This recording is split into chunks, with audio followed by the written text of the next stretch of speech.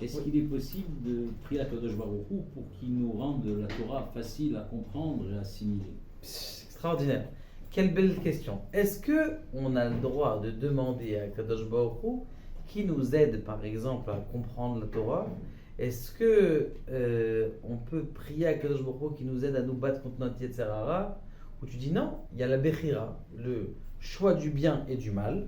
Et ce choix du bien et du mal, en fonction du bien et du mal, eh bien, c'est comme ça que tu dois faire. Maintenant, tu dois te battre avec ton bien, tu dois te casser la tête. Dans la Torah, et d'ailleurs, c'est la première chapitre de Rabbi Nachman. Rabbi Nachman, il dit qu'il n'y a pas de Torah sans prière et il n'y a pas de prière sans Torah. Il y avait une époque, comme ça il dit le Nefesh HaChaim, que les gens n'étudiaient que la Torah, mais ils ne priaient pas. Pas une époque il y a 2000 ans, il y a une époque, à l'époque de la Skala, du Nefesh HaChaim, il y a comme ça 250-300 ans.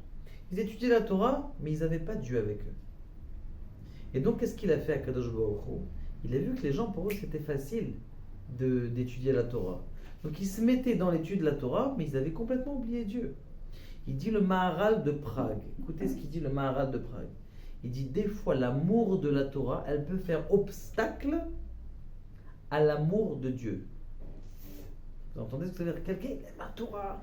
Ah, la halakha, elle dit comme ça, et cette halakha, elle est comme ça, le Maharsha, le Rashba, le Knesset Agdola. Tellement il aime qu'il voit même plus Dieu pour lui, c'est sa vie, ça y est, c'est la Torah. On a fait exprès, Akadosh Baruch Hu, il a fait exprès d'enlever des mochines, c'est-à-dire d'enlever l'intelligence aux gens, pour que la personne, elle prie pour étudier la Torah. Et en pire encore, quelqu'un qui étudie la Torah et qui n'a pas prié pour étudier la Torah, sa Torah, elle ne va pas aller loin. Et tous les matins, on prie dans la tefila.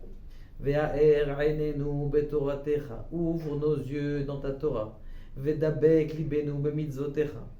Il disait, le Rabbi Chaim de Brisk, il disait les matins où je pleurais pas dans cette partie-là, dans la journée, j'avais pas de Dvar Torah de nouveau, c'était basique. Les matins où je priais, toute l'étude de la journée, elle était transformée. À ce moment-là, il faut le mettre en gras, en stabilo dans le sidour, si vous avez un sidour spécial. Tu mets un sidour à l'intérieur, et dans ce sidour, tu écris VAR, NNO en clair. Quand tu pries, tu vas voir qu'après, la Gemara, elle va être ouverte. Ta tête, elle va être ouverte. Qu'est-ce qui nous empêche de nous approcher de la Gemara? C'est combien de clipotes, combien de choses pas cachères on a mangé, combien de choses on a vues. Donc du coup, ça t'empêche. C'est comme si tu avais une couche de graisse sur la Gemara. Alors toi, tu as envie de comprendre la Gemara. Tu as envie de t'ouvrir les yeux dans la Kabbalah. Tu as envie d'ouvrir. Tu n'arrives pas. Tu sais pourquoi? Parce que c'est une couche de graisse. La prière, elle vient, elle nettoie la couche de graisse. La tchouva, elle vient, elle met du karcher sur la couche de graisse.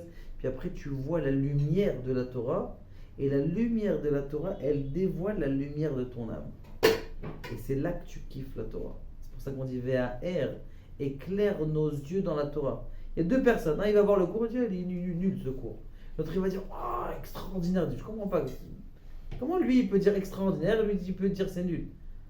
Comment c'est possible? Tu vois, par exemple, des petits religieux, ils tournent la table, les pages. Mais qu'est-ce qu'il fait? Qu'est-ce qu'il aime toute la journée dessus? Comment c'est possible? La réponse, elle est simple. Lui, il a moins de clipotes, il a moins vu, il a moins mangé de saleté, il a moins vu de saleté, il a moins fait de saleté. Donc du coup, son âme, elle s'accroche à ça. Nous, on doit enlever la première clipa, la deuxième clipa, la troisième. Et une fois qu'on a enlevé tout ça, on finit par kiffer le Limud Torah. Et c'est la première prière qu'on fait le matin. Ve'ha'arevna, qu'on puisse kiffer l'étude de la Torah. Et bien, mettre quelqu'un qui s'approche un petit peu de la Torah, de l'étude, et bien après, il commence à avoir une autre vie.